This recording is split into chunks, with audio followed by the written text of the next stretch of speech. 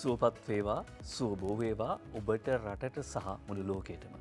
අද උදේ පාන්දර මේ කොළඹ අවට වික්‍රමසිංහපුර තලවතුගොඩ මේ අවට නම් වැහි ඇල්ලක් වැටුණා සිහිලක් සැනසිල්ලක් දෙනවා. ඒ සැනසිල්ල රටටම දැනේවා කියලා ප්‍රාර්ථනා කරනවා මේ ගිම්හාන කාලේ. හැබැයි අපි එහෙම බලාපොරොත්තු වුණා වුණත් වැස්ස සිහිලක් ගෙනේ කියලා කුඹුරු කැපෙන කාලේ ගොයන් කැපෙන කාලේ ඒ වැස්ස ටිකක් පමා වෙලා එනවා නම් හොඳයි කියලා තවත් බොහෝ දෙනෙක් හිතනවා.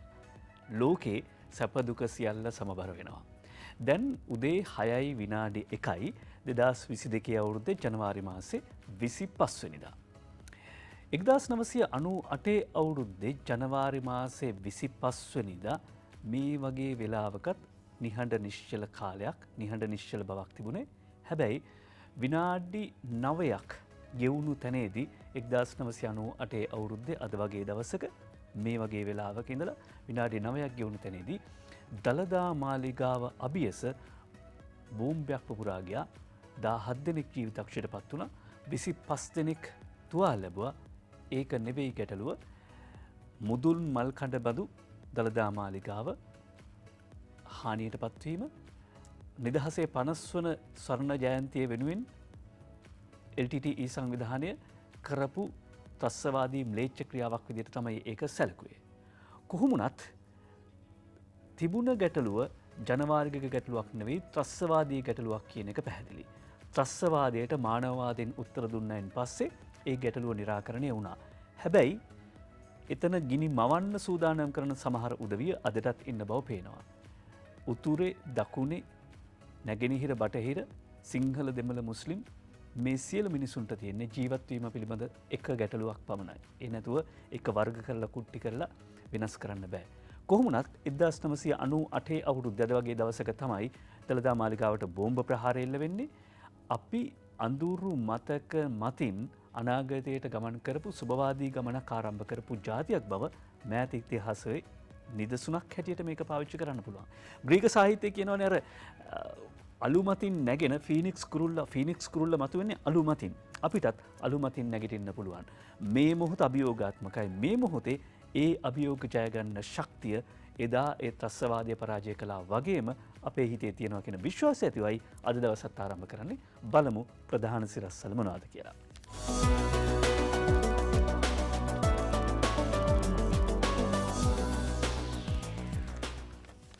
විදුලිය කපන්න එපා. විදුලිය කපන්න එපා. ලොකුගේට ගම්මන්පිලට ජනපති කියයි ජාමරාමන සූරිය අද වාර්තා කරනවා මව්බිම පුවත්පතේ ප්‍රධාන සිරස්තලය. හිඟයට බිලියන 93 ගෙවන්නත් උපදෙස් දුන්නා කියලා වාර්තා කරනවා. ක්‍රිසන්ත විතාරණ දිනමිනටත් ප්‍රධාන සිරස්තලය බවට පත් කරගන්නේ ඒකම තමයි තෙල් ණය ගෙවීමට විදුලියට කෝටි 9300ක් ජනපති නියෝග කරයි. විදුලි බල මණ්ඩලය ලංකා ඛනිජ තෙල් නීතිගත සංස්ථාවට ගෙවීමට ඇති රුපියල් බිලියන 93ක කෝටි 9300ක ණය ගෙවීම සඳහා මුදල් නිදහස් කරන්නයි ජනාධිපතිවරයා මහා භාණ්ඩාගාරයට උපදෙස් දුන් බව ඇමති උදේ ගම්මන්පිල මහතා සඳහන් කළා කියලා අද දිනවෙන පුවත්පත වාර්තා කරනවා ප්‍රධාන සිරස්තලයේ හැටියට. ලංකාදීපේ ප්‍රධාන සිරස්තලයේ ඒකම තමයි. මොකද ඊයේ පෙරේදා සිට දිගටම වාර්තා කර විදුලිය කැපීම ගැන දැන් එහෙමනම් මේ මොහොතේදී ක්ෂණිකව මේ ගැටලුවට తాවකාලික විසඳුමක් ලැබිලා තියෙනවා නේද කියන එක තමයි මේ සිරස්තල වලින් පේන්නේ.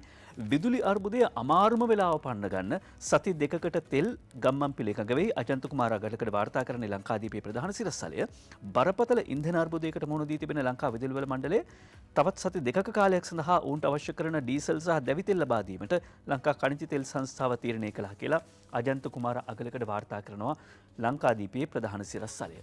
ඊළඟට අද පුවත්පතේ ප්‍රධාන සිරස්තලයත් ඒකම තමයි. විදුලි කප්පාදුව ගැන තීන්දුව අද කවුද තීන්දුව ගන්නේ? මේ තීන්දුව ගන්නේ මහජන උපයෝගිතා කොමිෂන් සභාව. විදුලි පාරිභෝගිකයන් රුපියල් බිලියන 50ක බිල්පත් ගෙවීමත් පැහැරහැරලා ඊයේ විදුලිය කප්පාදුවක් කර තිබුණි නම් නඩු දමන්න ජනතාවට පුළුවන්. මොකද විදුලිය කප්පාදුව ගැන තීන්දුව ගන්නේ මහජන උපයෝගිතා කොමිසම. ඉන් පරිබාහිරව විදුලි කප්පාදුවක් කළොත් ජනතාවට නීතිමය ක්‍රියාමාර්ග ගන්න පුළුවන් කියලා එහි සභාපති ජනක රත්නායක මහත්මයා සඳහන් කරනවා. ඒ අනුව නොරොච්චෝලේ බලාගාරයේ අක්‍රිය වී තිබෙන යන්ත්‍රය මගින් මේ මාස 29 වනදා වන විට මෙගාවට් 300ක ධාරිතාවක් පද්ධතියට එක්වීමට නිමිතයි. පවතින විදුලි අර්බුද විසඳා ගැනීමට දීර්ඝකාලීන විසඳුමක් ඕනි කියලා තමයි ඔහු සඳහන් කරන්නේ. රජය හා පෞද්ගලික ආයතනවල තිබෙන ජෙනරේටර් වලින් මෙගාවොට් 3000ක කියලා අද පුවත්පත මුද්‍රණය කරන හැබැයි 300ක් වෙන්නත් පුළුවන්. බොහෝ විට 300ක් වෙන්න පුළුවන්.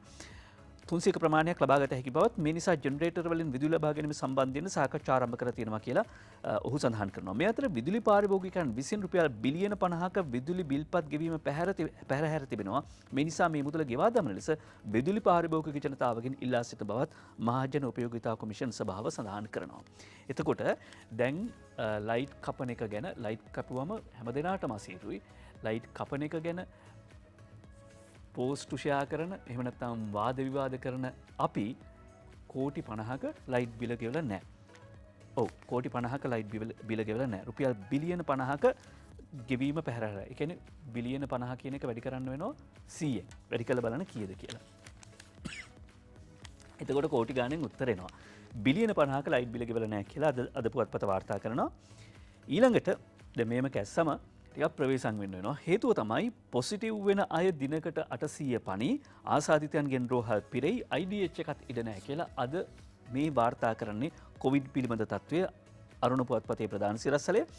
වරුණ පෙරමුණ ඉරන්ති කෞශල්‍ය ෆස්ලම් KG කරුණාරත්න තමන් කඩුවේ සාබිමල් ශාමන් ජයසිංහ බණ්ඩාරගම ඉඳලා වාර්තා කරනවා මේ තත්ත්වය.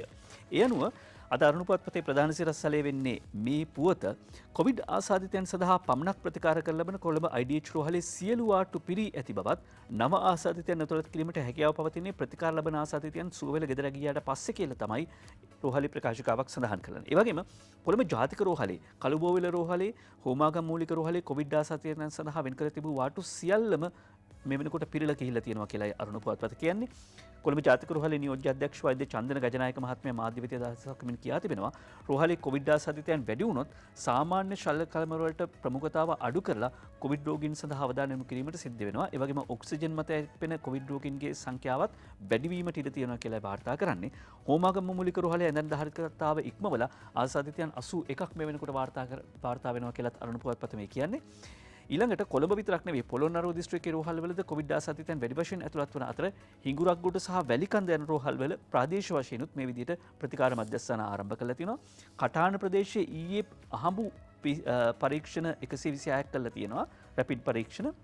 එයින් ඒ 126 දෙනෙකුට 126න් 36කට කොවිඩ් ආසාදනය වෙලා කියලා වාර්තා කරනවා. 126න් 36කට කොවිඩ් ආසාදනය වෙලා තියෙනවා කියලා කටාන ප්‍රදේශයේ අහඹු පරීක්ෂණයක් කළාට පස්සේ වාර්තා වෙන තත්ත්වයක්. ඒ වගේම මිනුවන්ගොඩ සඳ ලංකාව ප්‍රදේශයේ එකම පවුලේ සහෝදරයන් 5 දෙනෙකුගේ විවාහ මංගල්‍යෝත්සවයට සහභාගී වූ 6 දෙනෙකුට කොවිඩ් ආසාදිත බව තහවුරු වී තිබෙනවා. මගුල් ගෙවල්, මල ගෙවල් වලට යනවද නැද්ද? දැන් පල්ලි වල මංගල්‍ය එහෙම තියෙනවා යනවද නැද්ද? කල්පනා කරලා බලන්න වෙනවා. කොවිඩ් පිළිබඳව රට පුරා වාර්තා වෙන පුවත්පත් තියෙනවා සිසු පුවත් අතරේ අද අරුණ පුවත්පතේ ප්‍රධාන සිරස්තලය.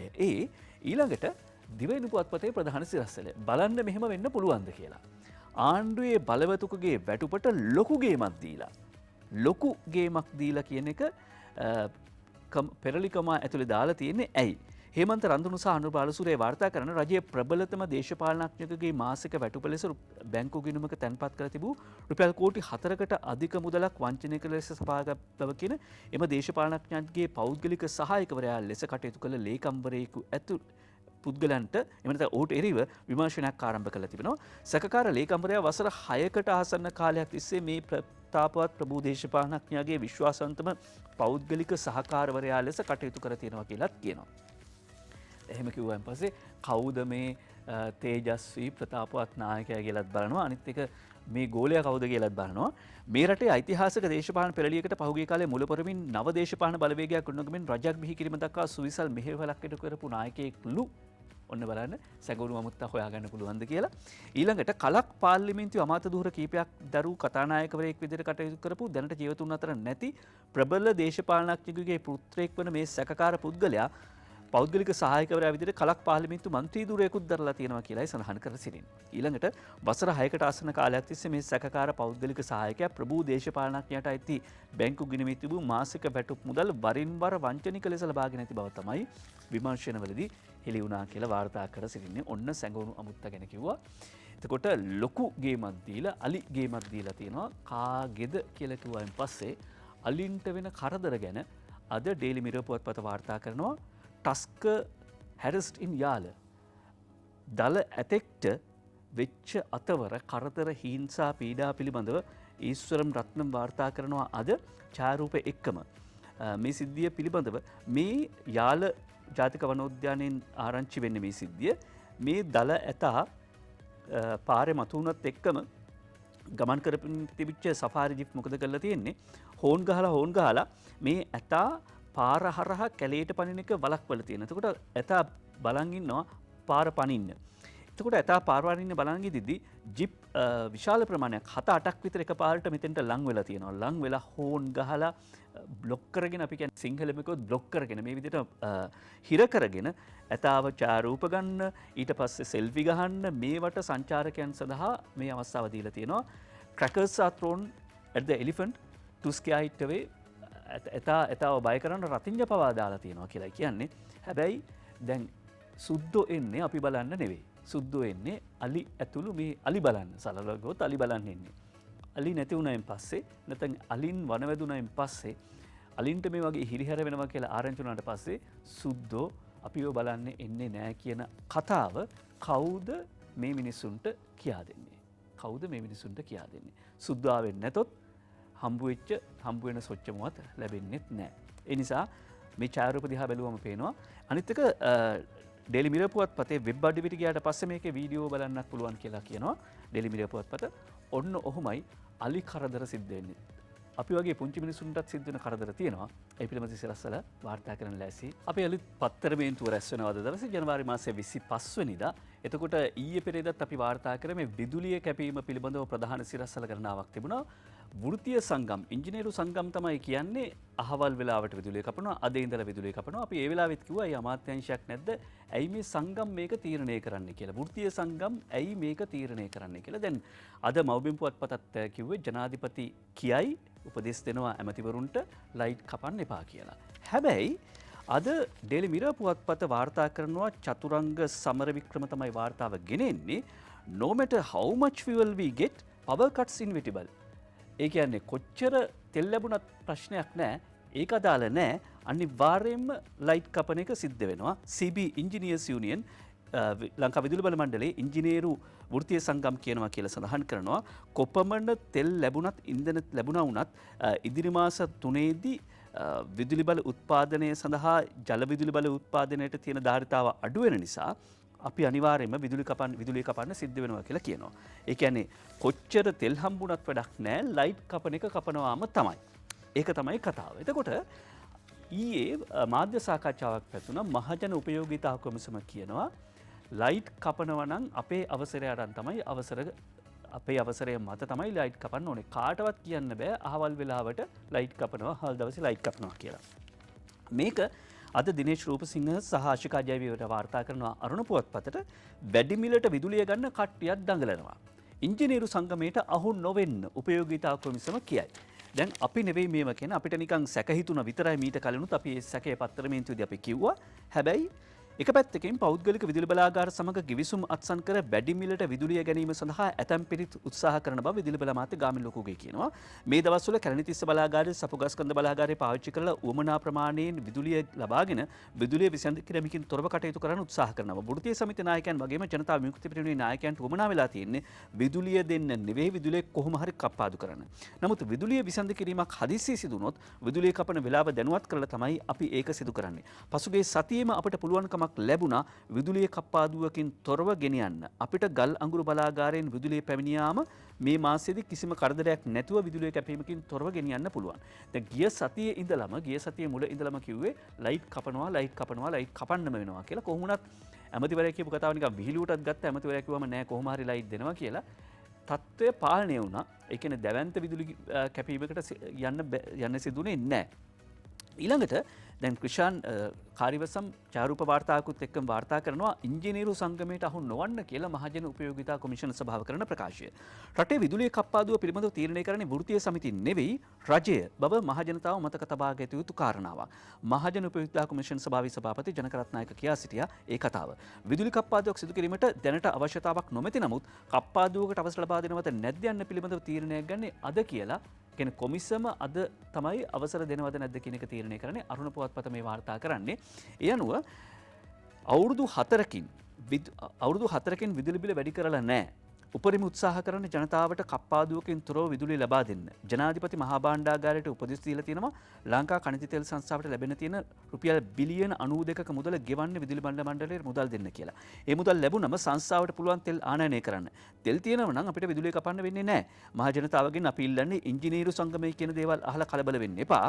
මොකද විදුලිය නැතුව ඉන්න බෑ කියලා අපි දන්නවා. රටම අවුල් වෙනවා. විදුලිය නැති වුණොත් මොකද වෙන්නේ කියන එක අපි දන්නවා. ඒ නිසා අපි කප්පාදුවකට යන්නේ නැහැ කියලා, අපි කප්පාදුවකට නොයා ඉන්න තමයි අපි උත්සාහ ගන්න කියලා මහජන උපයෝගිතා කොමිෂන් සභාවේ සභාපතිවරයා සඳහන් කරනවා. ඊළඟට අද අරුණ පුවත්පත දැන් ආයෙ නිකන් මතක් කරගන්න no matter how much fuel we get power cuts inevitable කියලා කියනවානේ. ඒ කියන්නේ කොච්චර තෙල් ලැබුණා වුණත් ලයිට් කපන්න වෙනවා. එතකොට මහජන උපයෝගිතා කොමිෂන් සභාව කියනවා ලයිට් කපනවා නම් අපෙන් අවසර අරන් තමයි කපන්න ඕනේ. එහෙම නැත්නම් ඒකට නීතිමය ක්‍රියාමාර්ග ගන්න ජනතාවටත් පුළුවන් කියලා. හැබැයි වැඩේ තියෙන්නේ එහෙම මහජන උපයෝගිතා කොමිෂන් සභාව අවසර නොදුන්නත් ලයිට් කපන්න එපා කියලා. නැත්නම් ලයිට් කපන්න අවසර නොදුන්නත් හදිස්සි විදුලිය බිඳ වැටීම් ඊට පස්සේ අත්‍යවශ්‍ය නඩත්තු කටයුතු ওই වගේ දේවල් සිදු වෙන්න පුළුවන් නේ. ඒවට අපේ ඉංජිනේරුවෝ නෙවෙයිනේ. ඒ නිසා මං හිතන්නේ මේ වෙලාවේදී බුද්ධි අංශ විදියට රටේ ජනතාව අපි කටයුතු කරන්න වෙනවා. බුද්ධි අංශ විදියට අපි අවදියෙන් ඉන්න වෙනවා. මොකද කතාව අශිකා ජයවීර වාර්තා කරනවා සූර්ය බල ශක්තියේ අපතයෝ කවුද? දැන් අර ඉංග්‍රීසි පත්තරවල සිරස්වල දැක්කයන් පස්සෙත් ඔබට අපතයෝ කවුද කියලා හිතෙන්න පුළුවන්. ඒ අනුව පුනර්ජනනීය බලශක්තිය සංරක්ෂණ සංගමය කියනවා ලංකාවේ ජනාකීර්ණම නගරය වෙන කොළඹ ජනගහනයෙන් 50% සූර්ය පැනල භාවිත කරන්න කැමති. ඊළඟට සූර්ය පැනල ව්‍යාපෘතියෙන් ආණ්ඩුවට අලාභයක් වෙන්නෙත් නැහැ, අවාසියක් වෙන්නෙත් නැහැ. අපි කියන්නේ මේක පුද්ගලික අංශයට හරි බාර දුන්නා නම් අද වෙද්දී මිනිසුන්ට විදුලි අර්බුදයකට මුහුණ දෙන්න සිද්ධ වෙන්නේ නැහැ කියන එක මේ සංගමය සඳහන් කරනවා. ඒ වගේම 2023 දින නියඟයත් ආයෝජනයක් කරගන්න පුළුවන්. 2023 දින නියඟයත් ආයෝජනයක් කරගන්න පුළුවන්. ආණ්ඩුවේ සල්ලි ඕන නැහැ, ආයෝජකයෝ ඕන තරම් ඉන්නවා. ජාතික පද්ධතියේ විදුලි දෙන්න කෝඳුරු තෙල් 7 පට්ටයක් ඉල්ලනවා. කවුද මේ? ලංවීම කියන එක තමයි කියන්නේ. මොකද පුනර්ජනනීය බලශක්ති අධිකාරිය ඒගොල්ලොන්ට ඕනි පුනර්ජනනීය බලශක්ති ව්‍යාපෘති ක්‍රියාත්මක කරන ව්‍යාපෘති වාර්තා තියෙනවා. ඒවාට විදුලි බල මණ්ඩලයේ අනුමැතිය ලැබෙන්න ඕනේ. අනුමැතිය ලැබෙන්නේ නැහැ. ඒ අනුමැතිය දෙන්න නම් කෝදුරු තෙල් හත්පත්ෙකුත් තවත් ටිකක් ඕනේ කියලා කියනවා. මෙගාවොට් 60ක සූර්ය බලශක්ති ව්‍යාපෘති එකතැන පල් වෙනවා. ජලාශවල සූර්ය පැනල සවි කරන්න පුළුවන්. ඒ ව්‍යාපෘති තියෙනවා. තෙල් උතුරන්න තියෙන සෞදි අරාබියත් සූර්ය බලයට විශේෂ තැනක් දෙනවා. සෞදි අරාබියත් ගිගාවෝට් 2000ක සූර්ය බලශක්තියක් උත්පාදනය කරනවා. මේ තෙල් විකුණන රටේ හිම වැටෙන රටවල් වලත් සූර්ය පැනල තියෙනවා. එහෙම තියෙද්දි සූර්ය බලශක්ති ව්‍යාපෘති ක්‍රම 3කටම තල්ලුවක් නෑ රජෙන්. සූර්ය පැනලත් ගහලා මිනිස්සු බලාගෙන ඉන්නවා. ඒ නිසා කවුද මේවා ක්‍රියාත්මක කරන්න නොදෙන උදවිය කියලා කල්පනා කළාට පස්සේ එහෙමනම් ඉතින් කරන්න දෙන්නේ නැත්තම් පෞද්ගලිකකරණය කරන්න වෙනවා. නේද? එහෙම නැත්නම් පෞද්ගලිකකරණය කළොත් මේ සේවය ලබා ගන්න පුළුවන් නේද කියන ප්‍රශ්නය ජනතාව ඉස්සරහා තියෙනවා. ලංවීම 7කට කඩන ප්‍රතිව්‍යුහගත කරන මූලික කෙටුම්පත සූදානම් කියලා අද දිවෙන පුවත්පත වාර්තා කරනවා. එතකොට මේවට විරුද්ධ වෙනවා අපි සංගමයේ එහෙම නැත්නම් ලංවීම ආරක්ෂා කරගන්න ලංකා විදුලි බල මණ්ඩලය පාරිභෝගිකයන් වෙනුවෙන් අපි පෙනී හිටනවා කියලා වෘත්තීය සටන් කරන බෝඩ් එල්ලගෙන පාර ඉස්සරහට එන සහ අකුරට වැඩ කිරීමේ ක්‍රියාමාර්ග කරන වෘත්තීය සංගම් මේවට අකමැති වෙන්නේ ඇයි? දැන් පැහැදිලි. එතකොට අද අර සූර්ය බලශක්තියේ අපතයෝ කවුද කියලාත් හෙළි වුණා. තෙල් දුන්නත් ලයිට් කපන්න වෙනවා කියලා කියන උදවිය මේවට අකමැති වෙන්න හේතුව. එතකොට පෞද්ගලික බලාගාරයක ගිවිසුම් තියෙනවා. ඒ ගිවිසුම් වලින් ලැබෙන ආදායම අහිමි කරගන්න අකමැති නිසා මිසක් සටන් කරන්නේ රට වෙනුවෙන්වත් විදුලි බල මණ්ඩලය වෙනුවෙන් පාරිභෝගික අපි වෙනුවෙන්වත් හිතලා නෙමෙයි. රට වෙනුවෙන් වැඩ කරන මිනිස්සුත් ඉන්නවා. රට වෙනුවෙන් වැඩ කරන වෘත්තීය සංගම් තියෙනවා. ඊට පස්සේ මේ විස බීජ පතුරවන්න එපා. හැබැයි ජල සම්පාදන හා ජලාපවාහන මණ්ඩලය මේ කාල සීමාව තුළදී විශිෂ්ට මේවරක් කළා. විදුලිය කැපුවත් ජල සැපයීමට බාධාවක් නැහැ කියලා ඕන් සඳහන් කරනවා. ලයිටුත් කපනවා. ලයිට් කැපුවායින් පස්සේ ඊළඟට වතුරත් නැති වෙනවා. සමහර අර විශ්‍රාමික බොරු කියන්නන් එහෙම මේක මාධ්‍යවල කිව්වනේ. අද ලංකාදීපේ වාර්තා කරනවා විදුලිය විසන්ධි කළත් ඉන් ජල සැපයීමට කිසිදු බාධාවක් එල්ල නොවන බව ජාතික ජල සම්පාදන හා ජලාපවාහන මණ්ඩලයේ නියෝජ්‍ය සාමාන්‍යාධිකාරී අජිත් පෙරේරා මහත්මයා ලංකාදීපේට කියලා තිනවා. අඹතලේ සහ බීගම් පිහිටි ප්‍රධාන ජල පිරිපහදුව මධ්‍යස්ථානයේ සඳහා පැය 24ම අඛණ්ඩ විදුලිය දෙන වෙනම සම්බන්ධතාවක් ක්‍රියාත්මක වෙනවා කියලා තමයි සමානාධිකාරීවරයා සඳහන් කරේ.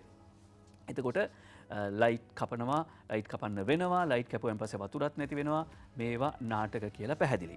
බොරැල්ල බෝම්බ පරීක්ෂණයත් නාටකයක් කියලා කාදිනල් හිමිපාණන් වහන්සේ කරන ප්‍රකාශය අද වාර්තා කරනවා මව්බිම පුවත්පත බිඟුන් මේනක ගමගේ තමයි වාර්තා කරන්නේ. සත්‍ය හෙළි කරන තුරු සටනත් හරින්නේ නැහැ. මාස් සතු සියලු ජාත්‍යන්තර සබඳතාවල සහාය ගන්නවා කියලා උන්වහන්සේ සඳහන් කළා කියලායි කියන්නේ. බොරැල්ල සියලු ශාන්තිවරණගේ දෙවස්සනේ බෝම්බ සිද්ධියේ පොලිස් අපරාධ විමර්ශනයේදී නාටකයක් රඟ දක්වන බවට උන්වහන්සේ සඳහන් කර සිටියේ මේ පිළිබඳව සටහන් කර සිටියේ ඊයේ දවසේදී ඒ පාස්කු ප්‍රහාරය සම්බන්ධයෙන් යුක්ති ඉෂ්ට කර ගැනීම සඳහා සංවිධානය වෙච්ච සංවිධානයක Zoom සාකච්ඡාවකට සහභාගී වෙනුයි. කාදිනල්තුමාන් මේ අදහස් පළ කළේ පාස්කු ප්‍රහාරයේ වින්දිතයන්ට සාධාරණීකරණය කිරීම සඳහා වන ජාත්‍යන්තර සංසදය සම්මන්ත්‍රණයකට අනුව. එහෙම සංවිධානයකුත් තියෙනවා. කොහොමුණත් සිදුවීමේ සත්‍ය හෙළිදරව් කරගන්න අතෙක් සටන් කරනවා. ඒ සඳහා එක්සත් ජාතීන්ගේ සංවිධානයෙන් නොනැමැති සම්බන්ධතා පවන සියලු බලවත් රටවල සහාය ලබා ගැනීමට කටයුතු කරනවා කියලායි සඳහන් කර සිටින්නේ. මේක නාටකයක් කියලා කියන්නේ. නාටකයක් කියලා කිව්වන් පස්සේ ජයලත් මනෝරත්නයන් ගුරුතරුව වේදිකා නාට්‍යය මට මතක විදියට එහිදී කියනවා වේදිකාව මත විතරක් නෙවෙයි ප්‍රේක්ෂකාගාරෙත් නාට්‍ය පෙන්නනවා කියලා. ඒක මතක තියාගන්න. එතකොට දැන් මේ සිද්ධිය මතක් කළාම මේ සිද්ධිය සම්බන්ධයෙන් වෛද්‍යවරයෙක්ට චෝදනා එල්ල වුණා. ඊට පස්සේ ඔහුගේ පුතා කිව්වා නෑ අපි එහෙම සම්බන්ධයක් නෑ ගෙදර තිබුණ සෙල්ලම් පිස්තෝල කියලා. එහෙම සේවකයෙක් ගැන අපි දන්නෙත් නෑ එහෙම කෙනෙක් හිටියෙත් නෑ කියලා. හැබැයි ඒ තාත්තා පාපොච්චාරණයක් කරනවා මම තමයි මේ බෝම්බ තියුවේ මේ පුද්ගලයාට සල්ලි දුන්නා. ඒකට හේතු මේවා කියලා කියනවා. එතකොට මේ සෙල්ලම් පිස්තෝල මේක ගොතපු කතාවක් කියපු පුද්ගලයා කවුද කියලා පස්සේ හොයලා බැලුවාම ඔහු යහපාලන ආණ්ඩුවට සම්බන්ධ වෙලා හිටපු පුද්ගලෙක්, එක්සත් ජාතික පක්ෂයට සම්බන්ධ වෙලා හිටපු පුද්ගලෙක්, සමගි ජනබලවේගයට සම්බන්ධ පුද්ගලෙක් කියලා සමාජ මාධ්‍යමගිනුත් අනාවරණ වුණා. එතකොට ඒ සම්බන්ධතා තියෙන පුද්ගලයන් සමහර පියතුමන් ළමුණු ගහිල්ලා කොළපාට ෆයිල් එකක් දුන්න කියලත් පහුගිය දවස්වල කතා තිබුණා. ඒකයි අපි බොහොම විසිල්ලෙන් බලාගෙන ඉනු මේ නාටක දිහා පක්ෂ කුටුම්බවලින් මිදී අලුත් නිදහස් සටනකට එක්වන්න කියලා ජනතා විමුක්ති පෙරමුණේ නායක අනුකුමාර දිසානායක කරන ප්‍රකාශය, ඔහු කරන ඉල්ලීම අද වාර්තා කරනවා ලංකාදීප පුවත්පත. පක්ෂ කුටුම්බවලින් මිදිලා අලුත් බලවේගයකට එකතු වෙන්න. මේක කාදිනල් හිමිපාණන් වහන්සේත් ඊයේ පෙරේදා මෙහෙම අදහසක් සඳහන් කළා. අලුත් බලවේගයක් ඕනේ. පක්ෂ කුටුම්බවලින් මිදිලා අද අපේ රටට අවශ්‍ය අලුත් නිදහස් සටනක්. ඒ නිදහස් සටන ජයග්‍රහණය කළ හැක්කේ පක්ෂ කුටුම්බවලින් ජීවත් වෙමින් නෙවෙයි. ඒ සඳහා පුළුල් මහජන ව්‍යාපාරයක් අවශ්‍යයි. ජාතික ජන බලවේගයේ නායක පාර්ලිමේන්තු මන්ත්‍රී අනුකුමාර දිසානායක මහතා පවසුවා කියලා කළුතර එස් තන්තිරාරච්චි වාර්තා කරනවා.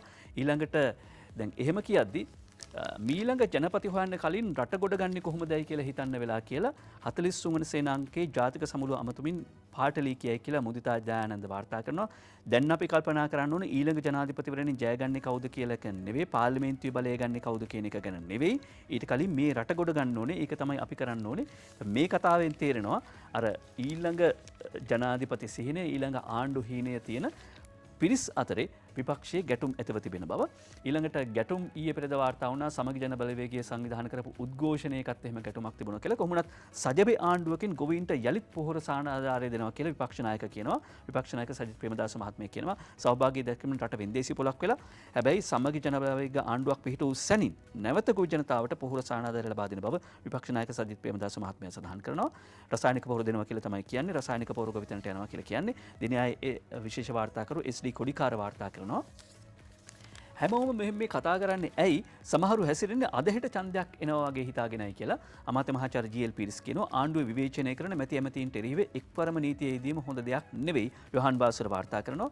අපිට තව අවුරුදු 3ක් තියෙනවා. අවුරුදු 2ක කාලයක් අපිට කැප කරන්න සිද්ධ වුණා මේ හදිස්සි ආපදාවට මුහුණ දෙන්න. ඒක සාර්ථක කරලා තියෙනවා. අපිට තව අවුරුදු 3ක් තියෙනවා. ඒ අවුරුදු 3 නිසි පරිදි පාවිච්චි කරමින් අපි අවංක ක්‍රියාමාර්ග කරා යනවා. ඒ අවුරුදු 3ක කාලය තුල ගෝඨාභය රාජපක්ෂ ජනාධිපතිතුමාගේ සෞභාග්‍ය දැක්ම වැඩපිළිවෙල ක්‍රියාත්මක කිරීමට අපි කටයුතු කරනවා කියලා අමාත්‍යවරයා සඳහන් කරද්දී අපිට අපේ තරුණයන්ට රැකියා අවස්ථා අලුතින් නිර්මාණය වී තිබෙන බවත් අමාත්‍යවරයා කියනවා. ඒ අනුව රටවල් කිහිපයකින් අලුතින් අපේ තරුණයන්ට රැකියා අවස්ථා තියෙනවා. අපේ ශ්‍රමිකයන්ට මේ වසරේදී රටවල් රැසක රැකියා තියෙනවා කියලා අද දිනවෙන පුවත්පත වාර්තා කරනවා. මේ පුවත මොන වගේ රැකියාවල්ද තියෙන්නේ? අසෙල් කුරුළු වංශ කියන විදිහට දකුණු කොරියාව, තායිලන්තයේ, ජපානය ඇතුළු රටවල් ගණනාවක රැකියාව අවස්ථා හිමිව තිබෙනවා කියලා අමාත්‍ය මහාචාර්ය ජී.එල්. පිරිස් මහත්මයා කියනවා. මොකද දකුණු කොරියාවේ පහුගිය අවුරුද්දේ වසරේ ශ්‍රමිකයා වසරේ සේවකයා බවට පත් වෙන්නෙත් ශ්‍රී ලාංකිකයෙක්. ඒ නිසා ලංකාවේ ශ්‍රමිකයන්ට ලංකාවේ අපිට මේ අවුරුද්දේ රට රැකියා අවස්ථා ගණනාවක් උදා වෙනවා කියන එක අමාත්‍යවරයා සඳහන් කරනවා.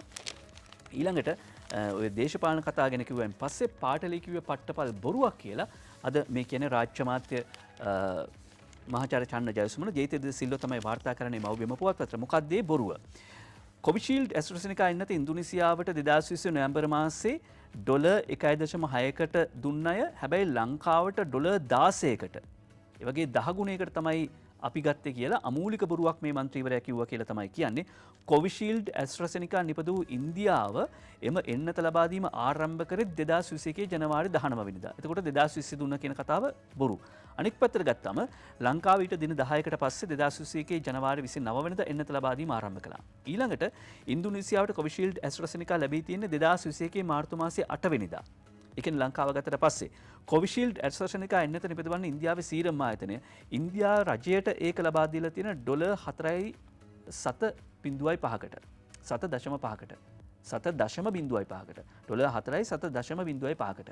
එතකොට ලංකා ඒ ඉන්දියාවේ පෞද්ගලික අංශයට ලබා දීලා තියෙන්නේ සීරම් ආයතනය $7.95ට. ලංකාවට ඒක $5.25ට දීලා තියෙන්නේ. මේ ගණන් එක්කම කියන්නේ ඒ අනුව ලංකාව ලබාගත්තේ $16කට කියලා කියන කතාව අමූලික බොරුවක්. ලංකාව මිලදී අරගෙන තියෙන්නේ ඉන්දියාවෙන් ඇස්ට්‍රාසෙනිකා එන්නත් මාත්‍රාවක් $5.725කට. ඒ අනුව ඒ කියපු කතාව බොරුවක්. මොකද එන්නත ලැබෙන්නේ නැහැ. එන්නත ලැබෙන්න කල් යනවා. ඔය කිව්වට ලැබෙන්නේ නැහැ. අපි අන්තිම පුරවැසියටත් දුන්නට පස්සේ තමයි එන්නත විද ගන්න කියලා කිව්වා. ඒකට හැබැයි එන්නත ලැබුණා. එන්නත් කරන්නේ සාර්ථකයි. දැන් ඒ ව්‍යාපෘතිය එහෙම නැත්නම් ඒක හැල්ලු කරන්න නම් කරන්න තියෙන්නේ මෙච්චර ගානකට ගන්න තිබිච්ච එක අච්චර ගානකට ගත්ත ඔය වගේ කතා කියන එක. ඒකයි අමාත්‍ය මහාචාර්ය චන්න ජයසුමන කියන්නේ නෑ ගත්තේ කීයටද ඇමරිකන් ඩොලර් 5.25කට 5.725කට. ඒක නිසා දැන් එන්නතට ගෙව්වේ කීයද එන්නත මොකද්ද කියන එක බල ඉන්න එපා. මොකද කලින් වතාවේදී පළවෙනි එන්නත දෙද්දී දෙවෙනි එන්නත දෙද්දී ඇවිස්සුවා උසිගැන්නුවා ෆයිසර් එන්නත ලබා ගන්න කියලා. ඔය චීන එන්නත ගහන්න එපා ෆයිසර් එන්නත ගන්න එහෙම උසිගැන්නුවා. දැන් ෆයිසර් එන්නත තමයි තුන්වන මාත්‍රාව විදිහට දෙන්නේ. බූස්ටර් නොගත්ත අය නිසා ඔමික්‍රෝන් පැතිරීම දරුණු වෙලා දිනකට ආසාදිතයන් 800ක් ICU ඇඳන් පිරෙයි ජේටීද සිල්වා වාර්තා කරනවා. ඒ වගේම ඔමික්‍රෝන් රැල්ලක් අත ළඟයි කියලා මහාචාර්ය අර්ජුන ද සිල්වා මහත්මයා සඳහන් කරනවා. සුජිත් හේවාජූලිගේ මේ පුවත වාර්තා කරන්නේ දරුණු රෝග ලක්ෂණ නැහැ. ගෙදරදීම ප්‍රතිකාර කළ හැකි ලොකු ඔමික්‍රෝන් රැල්ලක් ලබන මාසයේ අගවන විට ඇතිවීමට බොහෝ දුරට ඉඩකඩ තියෙනවා කියලා රාගම වෛද්‍ය පීඨයේ ජ්‍යෙෂ්ඨ මහාචාර්ය අර්ජුන ද සිල්වා මහත්මයා ලංකාදීපයට කියනවා. හැබැයි ඔමික්‍රෝන් වෛරසයෙන් දරුණු රෝග ලක්ෂණ මතුණු නොකරන හේයින් එම රෝගීන්ගෙන් 80%ක් පමණ නිවෙස්වලම රඳවා ප්‍රතිකාර කිරීමට හැකි වෙයි කියලා තමයි මහාචාර්යවරයා කියන්නේ. ඔමික්‍රෝන් වෛරසයේ වේගයෙන් පැතිරෙන නමුත් වැඩි පිරිසක් කොවිඩ් මර්ධන එන්නත් ලබාගෙන ඇති හේයින් සමාජයට ලොකු බලපෑමක් වෙන්නේ නැහැ. හැබැයි අපි ඊයේ කිව්වා ආචාර්ය චන්දම ජීවන්දරත් කියනවා එන්නත් මාත්‍රා දෙකම අරගෙන ඊට පස්සේ සති 25ක් විතර ගියාට පස්සේ රෝහල්ගත වීමේ ප්‍රවණතාව 44% දක්වා අඩු වෙනවා. ඒ නිසා බූස්ටර් එන්නත ලබා ගන්න. ඒකෙන් නැවත ප්‍රතිශක්තිය 84%කින් විතර වැඩි වෙනවා කියලා මහාචාර්ය අර්ජුන ද සිල්වත් ඒ නිසා කියනවා එන්නත් ලබාගෙන සිටින පුද්ගලයන් වහාම එන්නතේ තුන්වන මාත්‍රාවත් ලබා ගන්න කියලා. ඔමික්‍රෝන් බරපතල රැල්ලක් අතළඟ තියෙන නිසා. බරපතල රැල්ලක් අතළඟ තියෙන නිසා ඒක ලබා ගන්න. මොකද කොවිඩ් රෝගීන්ගෙන් 95%කටම ඔමික්‍රෝන් කියලා අද පුවත්පත වාර්තා කරනවා. වාර්තා වෙන නිදර්ශන වික්‍රමසිංහ තමයි වාර්තා කර සිටින්නේ. වාර්තා වෙන කොවිඩ් රෝගීන්ගෙන් 95%ක්ම ඔමික්‍රෝන් ආසාදිතයන් කියලා අද පුවත්පත සඳහන් කරනවා. ඊළඟට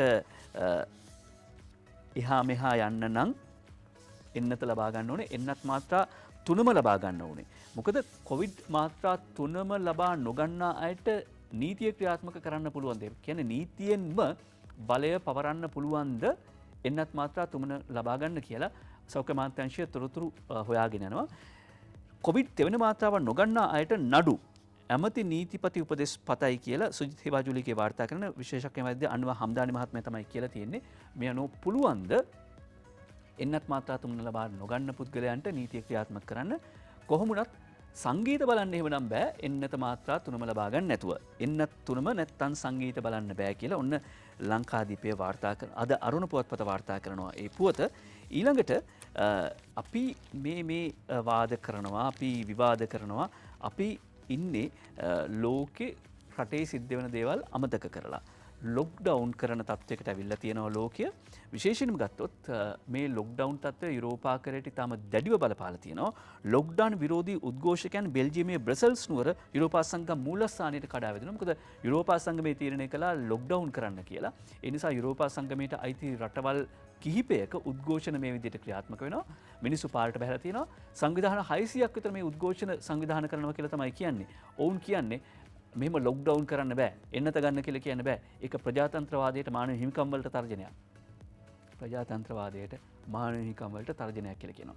ප්‍රජාතන්ත්‍රවාදයේ මානව හිමිකම් කියලා කියන්නේ දේව ධර්මයක් කියලා හිතාගෙන ඉන්න සමහර උදවිය මෙහෙම ඒ තමන්ගේ විෂය විතරක් මූලික කරගෙන කතා කරනවා. හැබැයි සරලව අපිට අහන්න තියෙන්නේ මූලික අයිතිවාසිකම් භුක්ති විඳින්න. ප්‍රජාතන්ත්‍රවාදී අයිතිවාසිකම් භුක්ති විඳින්න. ජීවත් වෙලා ඉන්න ඕනේ නේද? ජීවත් වෙලා ඉන්න ඕනේ නේද? ප්‍රජාතන්ත්‍රවාදය වෙනුවෙන් නැත්නම් මානව අයිතිවාසිකම් කියන සංකල්ප වෙනුවෙන් අතාර්කිකව තර්ක කරන අතාර්කිකව තර්ක කරන සහ අතාර්කිකව සටන් කරන බොහෝ අය මෙහෙත් ඉන්නවානේ. ඔය එක එක සංවිධානෙ මාටවගෙන ඒ අයට මෙන්න මේ සිද්ධිය හොඳ උදාහරණයක්. බෙල්ජියම ඇතුළු යුරෝපා සංගමයේ රටවල් ගණනාවක මේ විදිහට උද්ඝෝෂණ තියෙනවා. ප්‍රජාතන්ත්‍රවාදය මානව හිමිකම් අනුව එන්නත විද ගන්න බෑ, ලොක්ඩවුන් කරන්න බෑ. ඒ කියන්නේ තමනුත් මැරිලා අනිත් අයත් මැරෙන්න දෙන එකද ප්‍රජාතන්ත්‍රවාදය කියන ප්‍රශ්නේ එන්න පුළුවන්.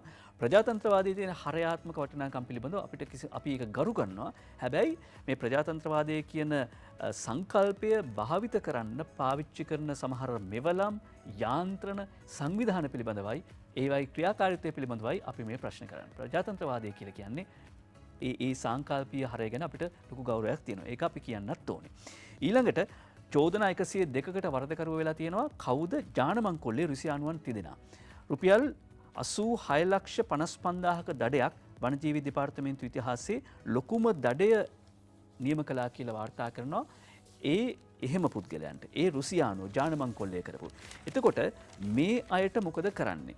රත්නපුරේ ම්ලේච්චෙක් බිත්තර පැටවු සමග වැහිලිහිණු කූඩු 400ක් පුච්චලා සවනශේෂාදි වාර්තා කරන්නේ පෞරාණික ගල්ගුහාව මිනිස් මාසයට හදාගෙන වනජීවී පුරාවිද්‍යාව තවම නිහඬයි කියලායි වාර්තා කරන්නේ අද සවනශේෂාදි.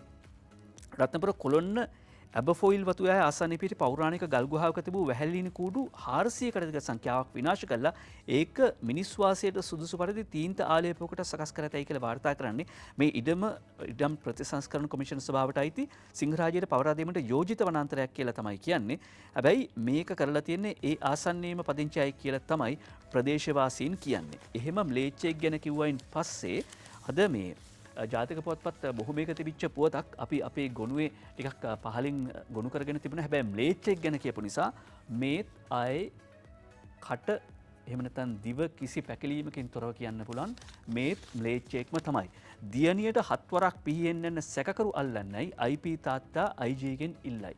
7 වරක් පිහියෙන් යන්න විතරක් නෙවෙයි ඇන්න පිහිය සමග සැකකරු මුහුණු පොතේ ෆොටෝස් දාලා. ඒකයි ම්ලේච්චයි කියලා කියන්නේ. රවීන්ද්‍ර චන්ද්‍රලාල් හිනිදුම UM තිලකරත්න ලබුදුව ඉඳලා වාර්තා කරන අක්පීමන ලබුදුව උසස් තාක්ෂණ ආයතනයේ විදුලි ඉංජිනේරු අංශයේ තෙවන වසරේ අධ්‍යාපනය ලබන තමන්ගේ දියණියට කිසිවෙක් පිහියෙන් ඇනලා තිබෙනවා. ඒ පුද්ගලයා අදාළ පිහිය සමග මුහුණු පොතේ ඡායාරූප පවා පළ කරලා තියෙනවා කියලා එම ශිෂ්‍යාවගේ පියාවන පොලිස් පරීක්ෂක ලියනගමගේ ප්‍රේමසිරි මහත්මයා කිව්වා කියලා කියනවා. එතකොට IP මහත්තයෙක් IGP මහත්තයාගෙන් ඉල්ලන්නේ එහෙම නැත්නම් පොලිස් පත්තුමාගෙන් ඉල්ලන්නේ පොලිසිය මහත්තයෙක්ටත් එහෙමනම් අපේ දරුවන්ට කොහොමද කියලා ඔබට හිතන්න පුළුවන්. පහුගිය 21 වෙනිදා තමයි සමාවෙන්න. කැස්ස වගේ මේවා හංගන්න ඕන දේවල් නෙවෙයි. 21 වෙනිදා තමයි මේ සිද්ධිය සිද්ධ වෙලා තියෙන්නේ. ඊයේ 24 වෙනිදා වෙනකොට මේ පුද්ගලයාව අත්අඩංගුවට අරගෙන නැහැ කියලා ඔන්න මුහුණු පොතේ ඡායාරූපයත් අදාරුණු පුවත්පත වාර්තා කරනවා. රත්නපුරේ මිලේච්චාගේ සිද්ධියෙන් පස්සේ ඒ සිද්ධියත් වාර්තා කළා. ඊළඟට හොරෝපතාන රැඳවුමේ අලි මන්දපෝෂණින් මරුට කියලා සවනශේෂාදි තව වාර්තාවක් ගෙනෙනවා. මේක ගැන හොයා බලන්න වෙනවා. හොරෝපතාන රැඳවුමේ අලි මන්දපෝෂණින් මැරිලා කියලා. ඊළඟට පරිසරය ගැන කිව්වයින් පස්සේ අද වාර්තා කරනවා යුද හමුදාවේ උසස් නිලධාරියෙක් දේශපාලන හයියෙන් මහවැලිගම් ඉවුර ගොඩ කළා හෝටලයකුත් හදලා කියලා. සවනි ශේෂාදිම තමයි වාර්තා කරන්නේ මහනුවර කේල් සුරවීර දෙන්නගේ වාර්තාවක්. හැබැයි මේ යුද හමුදාවේ විශ්‍රාමික උසස් නිලධාරියෙක් මේ වැඩේ කළා කියලා තමයි මහින්ද අමරවීර අමාත්‍යවරයා උපට දක්වමින් කියන්නේ. මහවැලි ගංගාවේ සීමා ලකුණු කිරීමට තීරණය කළා තිබෙනවා. සියලු ඉදිකිරීම් රජයට පවරා ගන්නයි පරිසර ඇමතිගෙන් උපදෙස්. කුමුග්ගස් කපල හෝටලේට මේසපුටු හදන්න පාවිච්චි කරලා තියෙනවා කිසිම ආයතනයකින් අවසර අරන් නැහැ කියලා කියනවා. ඊළඟට දැන් මහවැලි ගඟේ සීමා ලකුණු කරලා ඒ හෝටල් එහෙම කඩනවා කියලා කියනවා. හැබැයි මේ වෙලාවේ කඩද්දි දෙවතාවක් හිතන්න එකපාරට සමාජයේ උණුසුම් වෙන මාතෘකා නම් හදන්න එපා. පරිසරයට රැක ගැනීම වගේම මේ මොහොතේ සමාජ ආතතිය ඇති කළා වෙන ගැටලු මත කරන්නත් බෑ. ඒ වගේම තමයි ඒ මහවැලි ගඟේ ඉවුරු නිම්නයනේ වෙනත මහවැලි ජලාධාර ප්‍රදේශ මහවැලි නිම්නය ගැනනේ අනවසර ඉදිකිරීම නිසා දියවන්න ආරක්ෂිතයත් අනතුරේ. සංවර්ධන ව්‍යාපෘතිවල ඉඩම්වල අයිතිකරුවෝ දේශපාලනඥයෝ දියවන්නාවේ ආශ්‍රිතව රාජකිරිය කොස්සත්ත කුඹුරු ඉඩම් ගොඩ කළා සාලි කුමාර ගුණසේකර වාර්තා කරනවා. ඉඩම් කට්ටි කර විකිණීමේ සූදානමකුත් තියෙනවා. කොන්දේසි කට කිරීමක් නිරීක්ෂණය වෙනවා. ඉදිරි පියවර ගන්න සූදානම් කියලා ශ්‍රී ලංකා ඉඩම් සංවර්ධනය කිරීමේ සංස්ථාවේ නියෝජ්‍ය සාමාන්‍යාධිකාරීවරයාත් කියනවලු. මේවා ඉතින් පොඩි මිනිස්සු කරන වැඩ වෙන්න බෑ. ඒ නිසා තමයි ලොකු මිනිස්සු ඇස් පුංචි කරගෙන යන ඇත්තේ. ඊළඟට පරිසරය ගැන කිව්වන් පස්සේ ජාවාරම් ගැන කිව්වන් පස්සේ ඉදිකිරීම ගැන කිව්වන් පස්සේ ගලේවිල සහ දඹුල්ල සිමෙන්ති මාෆියාවකුත් ක්‍රියාත්මක වෙනවා කියලා කියනවා. ව්‍යාපාරික ස්ථානයෙන් බැහැර තැනක තබාගෙන 1375 කොට්ටේ 2000ට විකුණනවා පාරිභෝගික සේවා අධිකාරිය හා නිලධාරීන් නිදි කියලා පාරිභෝගිකයෝ කියනවා. මේ විද්‍යුත් පාරිභෝගික අධිකාරිය නිදි ඇති අවදි වෙලින කවුරු හරි ඉන්නවා නම් නැගිට්ටට පස්සේ පාරිභෝගික අධිකාරියට කියන්න ගලේවිල හා දඹුල්ල සිමෙන්ති මාෆියාවක් තියෙනවා 1375 කොට්ටේ 2000ට විකුණනවා. වාර්තා වෙන්නේ දඹුල්ල ගලේවිල විශේෂ වාර්තා කරු දඹුල්ල සිද්ධිය විතරක් වුණාට දඹුල්ල විතරක් නෙවෙයි බොහෝ තැන්වල මේ මාෆියාව ක්‍රියාත්මක වෙනවා. හැබැයි වේයන්ගොඩ ආර්ථිකේ හැමදාම එළවලු කිලෝ 10000ක් විතර වෙනවා. ලක්ෂ නෙවෙයි 10000ක් විතර වෙනවා කියලා වතු පිටිවල කේ ජයවර්ධන වාර්තා කරන වේයන්ගොඩ ආර්ථික මධ්‍යස්ථානයේ දිවෙන විවිධ ප්‍රදේශ වලින් එළවලු රැගෙන එන ස්ථානයක්. හැබැයි දවසකට කිලෝ 10000ක් විතර ප්‍රමාණයක් අලෙවි කරගන්න බැරිව තියෙනවා කියලා වාර්තා කරද්දී අලවිය ගැන කිව්වා. එතකොට විපක්ෂ නායකතුමත් කියනවා විපක්ෂ නායකතුමා ආණ්ඩුව පිහිටවපු ගමම්ම රසායනික පෝර නැවත දෙනවා කියලා. හැබැයි ලෝකෙට කන්නට බතල වවනවා කොල්ලන් පිරිසක් බැහැලා වෙලේ කියලා කවිපදයක් එක්කම වාර්තා කරන දඹුල්ලේ කේ.කේ. ආරිදාස නාවුල අයියේ කුමාර බතල කිලෝවක් රුපියල් 100-110 අතර මිලකට විකුණනවා. පොහොර කෘමිනාශක අවශ්‍ය නැහැ. වැඩි වියදමක් දරන්න ඕනෙත් නැහැ. නිකං කකා බිබී ඉන්නේ නැතුව Facebook වල එක එක පෝස්ට් කොට ඉන්නේ නැතුව අකුරු කොට මේ නාඋල ප්‍රදේශයේ නාඋන හේනේගාල ප්‍රදේශයේ තරුණයන් පිරිසක් එකතු වෙලා කරපු වැඩක්. බතල කිලෝව රුපියල් 100-110 අතර මිලකට ලෝකෙට කන්නට බතල වවනවා කොල්ලන් පිරිසක් බැහැලා වෙලේ කියලා කවියක් එක්කම වාර්තා කරනවා. මේ කවිය පද 4ක් තියෙනවා. ඒ පද 4ම කියන්නේ නැතේ. ඒ පද 4ම කියදී සමාජලාවට කාබනික පොහොර පිළිබඳ වැරදි මතයක් ගොඩනගෙන ඉඳී තියෙනවා. මේ උදවියගෙත් ඔළුව විනාශ කරන්න සමහර විස බීජ දාලා තියෙනවා කියලා පේනවා. කොහොමුණත් ලෝකෙට කන්නට බතල වවනවා කොල්ලන් පිරිසක් බැහැලා වෙලේ කිව්වන් පස්සේ තවත් කවියක් මතක් වෙනවා. ඒ තමයි අර බතල හොඳට බැහැලා තියෙනවා හාරණකන් ටිකක් ඉන්නවා හතර බීරි කතාවක් කියලා කියන්නේ. මේකත් හතර බීරි කතාවක්. මොකද්ද හතර බීරි කතාව? ඒ තමයි අද ලංකාදීපයේ වාර්තා කරනවා පෝරණතිව අක්කර 25000ක ගොයම තුත්තිරි වෙලා කවුඩුල්ලේ ගොවීන් හාන්සි මෙහෙම පැමිණිලි තොග පිටින් ලැබෙනවා කියලාත් කියනවා. එතකොට දැන් අපි වාර්තා කළා සමස්තයක් විදිහට ගත්තාම මේ කන්නේ අස්වැන්න 25-30 අතර ප්‍රමාණයකින් අඩු වෙන්න පුළුවන් කියලා අමාත්‍යංශයට වාර්තා වෙලා තියෙනවා. ඒ වගේම මේ පාර බොල් වෙච්ච අස්වැන්න අඩුයි. බොල් අස්වැන්න අඩුයි. එතකොට 25-30ක් විතර සමස්තයක් විදිහට රටේ අස්වැන්න අඩු වෙන්නේ පෝර නැතිව නෙවෙයි. පෝර නැතිව කියලා තමයි ලංකාදීපේ වාර්තා කරන්නේ. වගා නොකිරීම තමයි ප්‍රධානතම හේතුව. වගා කරා නම් අස්වැන්නේ අඩුවීමක් වෙන්න පුළුවන්. හැබැයි මෙච්චර ප්‍රමාණයකට අඩු වෙන විදියක් නැහැ. මිනිස්සු ගොවින් වගා කරගෙන යද්දි නෑ නෑ ඉඳපල්ලා අපි උඹලට කොහොම හරි රසායනික පෝර අරන් දෙන්නම් කියලා පාරට බැස්සුවා. වගා කරන්නේ නැති පිරිසගේ ගැටලුව තමයි මේ වාර්තා වෙන්නේ. අක්කර 25000ක ගොයම තුත්තිරි වෙලා නම් එතන තියෙන ගැටලුව වෙන එකක්. ඒකයි අපි කිව්වේ හතර බීරි කතාවක් කියලා. හැබැයි චීන පෝර නැව ගැන ඒකාබද්ධ නිවේදනයේ තාම නැහැ. පාංශු විද්‍යාඥයන්ට සැකයක් තියෙනවා කියලා සවිශේෂාධි කියනවා. මොකද ඒකාබද්ධ ඒ කියන්නේ මේ නඩුව සමතයකට පත් කරන අවස්ථාවේදී මේ ඒකාබද්ධ ප්‍රකාශනය ගැන කිව්වා. තාම මේක නැහැ. ඒක ප්‍රශ්නයක්. හැබැයි තරංගකාරී මිලට වී ගන්න කැබිනට් අනුමැතිය ලැබිලා තියෙනවා. යනුව කිරි සම්බ කිලෝ එකක් වී කිලෝ එකක් රුපියල් 95කට විතර මිලදී ගන්න නියමිතයි කියලා සඳහන් වෙන්නේ. සාලි කුමාර ගුණසේකර වාර්තා කරන රුපියල් 30ට 32කට තිබුණේ ජනාධිපතිතුමා තමයි රුපියල් 50ක සහතික මිලක් මුලින්ම ප්‍රකාශයටපත් කළේ. දැන් ඒක තරංකාරී මිලට මිලදී ගන්න කියලා කියනවා. ඊළඟට එළපු දැලට කෝටි 330ක කුඩු රෝලර් දෙකක් පැටලෙයි. මේ සැලසුම් කළා ගැඹුරු මුහුදේදී එළපු දැලක් කියලාත් වාර්තා කරනවා. අද මේ පුවත අරුණ පුවත්පත. ඊළඟට අපි ඊයේ පෙරේද කිව්ව අරුණ පුවත්පතේ තිබිච්ච කතාවක් නුවර එළියේ පෝනි නාන්නේ නැහැ කියලා. දැන් ඔන්න හොඳට සබන් උලලා නාලා. ඒක නිසා පහුගිය දවස් දවස් 4ක නිවාඩුවේ හොඳ ආදායමක් තිබිලා තියෙනවා. නුවර එළියේ පෝනි සබන් උලා නායි දීර්ඝ නිවාඩුවේ පෝනි රයිඩර්ස්ලාට මල්ල කරේ. ඊළඟට විදෙස් පුවත් අතරට ගියාම රුසියානු ආක්‍රමණය අතළඟයි ඇමරිකාව තමන්ගේ රටවැසියන්ට කියනවා තමන්ගේ පුරවැසියන්ට කියනවා වහාම පිටත් වෙන්න කියලා. ඇමරිකාව යුක්‍රේනයේ සිටින තම රටවැසියන්ට දැනුම් දෙයි. රුසියානු ආක්‍රමණය අතළඟ මේක එහෙම ගියොත් ඊළඟ ලෝක යුද්ධය වේද කියන ප්‍රශ්නය තියෙන්නේ. කොහොමුණත් යුද්ධකින් ජයග්‍රහණය කරනවා කවුද අතපත්තු ශ්‍රී ලංකා ක්‍රිකට් කාන්තා පිළ පොදු රද මඩුළු ක්‍රීඩා උළෙලට ඇදගෙන යයි කියලා වාර්තා කරන බංග්ලාදේශ එක්ක තිබිච්ච තරඟයෙන් චමරි අතපත්තු තුන් ඉරියව්වෙම දක්ෂතා දක්වලා කොහොම හරි පොදු රාජ්‍ය මණ්ඩලයේ ක්‍රීඩා උළෙලට ශ්‍රී ලංකා කාන්තා ක්‍රිකට් කණ්ඩායම ඇදගෙන ගියා කියලා කියන්නේ ඒක තනිකරම ඊයේ තරඟයේ චමරි අතපත්තුගේ උත්සාහයක් නිසා.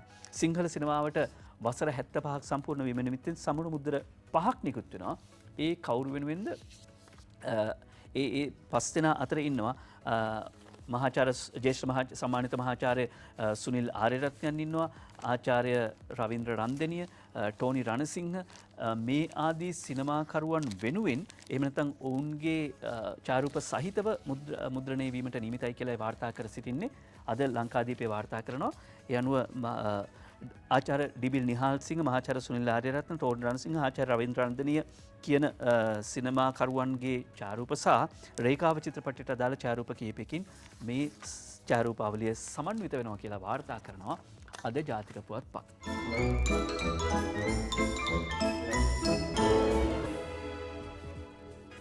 හුරේ කියන්න පුළුවන් කාටූන් එකක් තියෙනවා. හුරේරා නිර්මාණය කරන්නේ හසන්ත විජේනායක.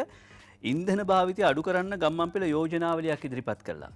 B8 වෙනුවට මැති ඇමතිවරුන්ට කරත්ත දෙන්න කියලාද සර්? අපි ඊයේ පෙරේද කිව්වා එහෙම යෝජනාවලියක්. හැබැයි ඒක නම් තිබුණේ නැහැ. ඉස්කෝල දවසකට අඩු කරන්න ඔය වගේ යෝජනා තිබුණා. V8 වෙනුවට අඩුතරමින් සැහැල්ලු වාහන එහෙම දෙන්න කියලා නම් තිබුණේ නැහැ. ජනාධිපතිතුමා කියනවා ගොවියට දැන් මුං වවන්න කියලා. මුං වවන්න කිව්වයන් පස්සේ දුම් පිට වෙනවා ඇස් කන් වලින් කාගේද? මහින්දානන්ද මහත්මයාගේ. දැන් මුං වවන්න කිව්වයන් පස්සේ මහින්දානන්ද මහත්මයාගේ කන් වලින් දුම් පිට වෙනවා. MD වීරරත්නට පේන හැටි අද මව්බිම් පුවත්පතටයි අඳින්නේ. අතර මැදි භෝගයක් විදිහට මුං වවන්න පුළුවන් කියලා තමයි අපි දැනගෙන හිටියේ. හැබැයි කාට හරි විවගා කරන එක මගහැරුණා නම් මුං වවන්න කිව්වා. දැන් ඊට පස්සේ ඒක ඇහුණ ගමන්ම කන් දෙකෙන් දුම් පනිනවා මහින්දානන්ද මහත්මයාට. තවත් අවුලක්ද. ඊළඟට හසන්ත විජේනායකට පේනවා මේ දවස්වල වැඩිය පේන්න නැති බන්දුල මහත්මයා. බන්දුල මහත්මයා මොකද කරන්නේ? චීනට කියලා ගසනවා ඩඩ්ඩිට. ගහපන් ඩඩ්ඩිට. බන්දුල මහත්මයා කියනවා. පංකජ රුවින්දගේ සරදම. කාටද? මතකද එකපාරක් කරුවට කරුවල ජයසූරිය කිව්වා. දැන් ලොකු ගේටත් කරුවල ලොකු ගේ කියයිද? කරුවල ජයසූරිය වගේ එහෙම කියයිද? ඊළඟට කියලා වැඩක් නැත තෝරගන්නවා. අද අංජන නිර්මාණය කරන දිනවෙන පුවත්පතට khනිජ තෙල් භාවිතය අවම කරන්න විකල්ප හඳුන්වා දිය යුතුයි කියලා ගම්මන්පිල කියනවා.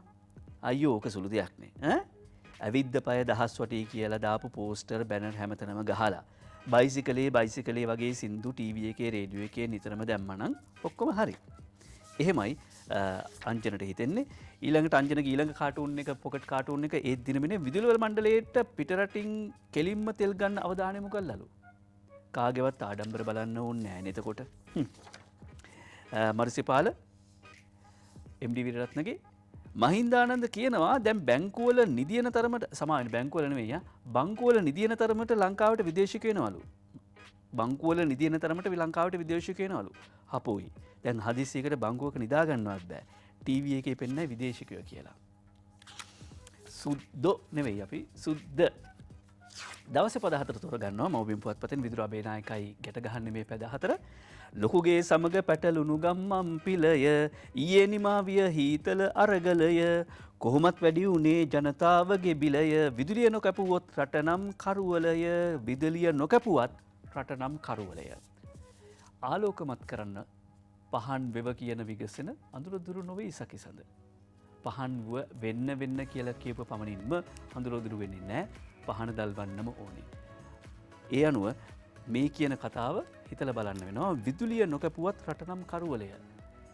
අර්බුද කියල කියන්නේ ඇත්තම අර්බුදයට නෙවෙයි අර්බුදය කොතනද තියෙන්නේ ඒ අර්බුදය හඳුනගත්තොත් හෙට ආලෝකමත්. ඔබට පරිස්සමෙන් ඉන්න කියලා නැවත මතක් කරනවා 95% හමුවෙන ආසාධිතයන්ගෙන් ඔමික්‍රෝන් ආසාධිතයන් කියලා වාර්තා වෙන නිසා පරිස්සමෙන් ඉන්න. ආයුබෝවන්.